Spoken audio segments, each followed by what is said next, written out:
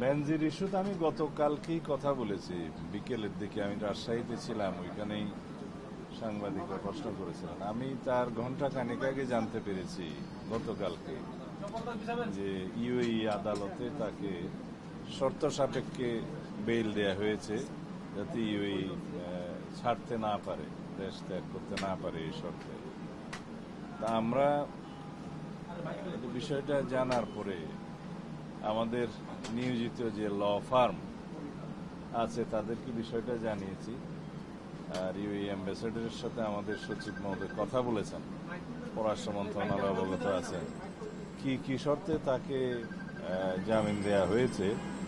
UAE না ছাড়ার শর্ত একটা শুনেছি, অন্যান্য শর্ত কি আছে সেটা সার্টিফাইড কপি তোলার জন্য আমরা অনুরোধ করেছি। আর আমাদের যে ল ফার্ম নিয়োজিত আছে তার বিষয়ে রিপেট্রিয়েশনের জন্য যা যা কাগজপত্র আমরা পাঠাই সেগুলো ওখানে আদালতে সাবমিট করার জন্য সেই ল ফার্মকে আমরা অনুরোধ করেছি যেন ইমিডিয়েটলি তার জামিন বাতিলের ব্যবস্থা করে তারা আদালতে পিটিশন দায়ের করে। এটাই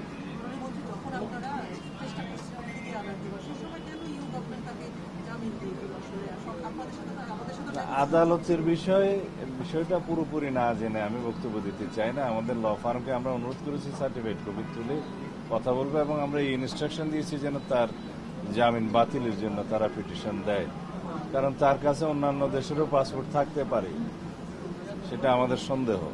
মাননীয় মন্ত্রী, আরেকটা হচ্ছে এখানে অনেকেই বলার চেষ্টা করছে যে আইনি প্রক্রিয়ার চেয়ে কূটনৈতিক প্রক্রিয়ায় তাকে ফিরিয়ে আনার সম্ভাবনা অনেক বেশি, কারণ আইনি জীবিত অন্য কোথাও নাগরিকত্ব নাই, কূটনৈতিক প্রক্রিয়াই তো চলছে, কিন্তু ওইখানে তার আদালতে যাওয়ার হয়তো একটা অধিকার আছে, সেই জন্য আদালতে গিয়েছে। কূটনৈতিক প্রক্রিয়াই তো আমরা ফেরত আনার চেষ্টা করছি। মাননীয় মন্ত্রী, মানুষের মধ্যে বোমা নিয়ে একটা আতঙ্ক কাজ করছে মেট্রোলে, আপনি সে বিষয়ে কি বলবেন যে আতঙ্কটা কাজ করছে? দ্বিতীয় বিষয় হচ্ছে সার্জিও গোর সদ্য বাংলাদেশ সফর করে গেলেন এবং এখানে এসে তিনি ভারতের রাষ্ট্রদূতের সাথে লম্বা সময় বৈঠক করেছেন। তিনি চলে যাওয়ার পরে ভারতের রাষ্ট্রদূত তিনি আবার চলে গেছেন। এটা আসলে রাজনীতিতে কোনো বার্তা দেয় কিনা, মানে বিএনপি গভর্নমেন্ট এই বৈঠককে কিভাবে দেখছে? প্রথমটা কি ছিল? বোমা রথযাত্রা এবং উল্টো রথযাত্রা, এই দুইটাকে আমরা নিরাপদ করার জন্য সমন্বিত প্রয়াস নিয়েছিলাম। আমাদের আইন শৃঙ্খলা রক্ষাকারী বাহিনী, গোয়েন্দা সংস্থা সমূহ খুব সমন্বিত প্রচেষ্টা নিয়েছিল, কোনো অসুবিধা হয় নাই এবং শান্তিপূর্ণভাবে সেটা অনুষ্ঠিত হয়েছে। তবে দুর্ভাগ্যজনকভাবে উল্টো রথযাত্রার দিনে কমলাপুরের ওইদিকে, মতিঝিলের ওইদিকে একটা মেট্রো রেলের পিলারের নিচে একটা বোমা সদৃশ্য জিনিস পাওয়া যায়, একটা ছাতার মধ্যে। সেটা আমাদের আনসার দুইজন সদস্য এটা দেখার পরে পুলিশকে জানায়, পুলিশ এটা কর্ডন করে রাখে এবং এটা বোম ডিসপোজাল ইউনিট যে সেটা সরায় এবং পরে এটা বিস্ফোরিত করে। এতে করে খুব শঙ্কিত হওয়ার কোনো কারণ নাই।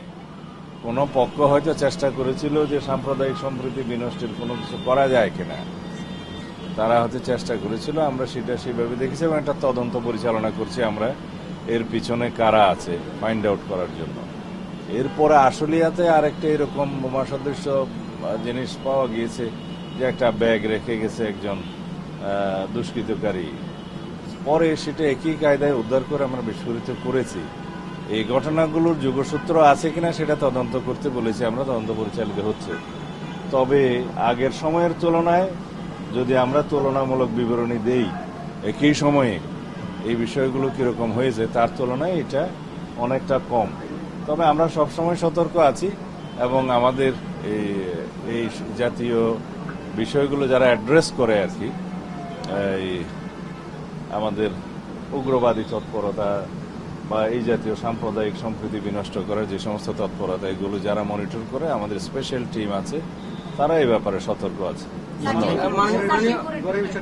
সার্জিও গোরের ব্যাপারে পররাষ্ট্র মন্ত্রণালয় নিশ্চয়ই এটা ব্রিফ করেছেন।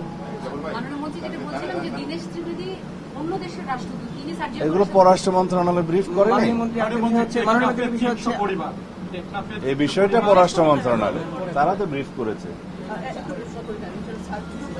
খবর আছে আপনাদের কাছে নিশ্চয়ই আছে যে সাবের হোসেন চৌধুরীর সাথেও সার্জিওগর না, এগুলো আমি জানি না, এগুলো পররাষ্ট্র মন্ত্রণালয় বলতে পারবে এই সমস্ত বিষয়। রাজনৈতিকভাবে সার্জিওগর এই ইয়েটা বা সফরটা বাংলাদেশে কি রকম প্রভাব করতে পারে বলে আপনি স্বরাষ্ট্রমন্ত্রী হিসেবে মনে করছেন?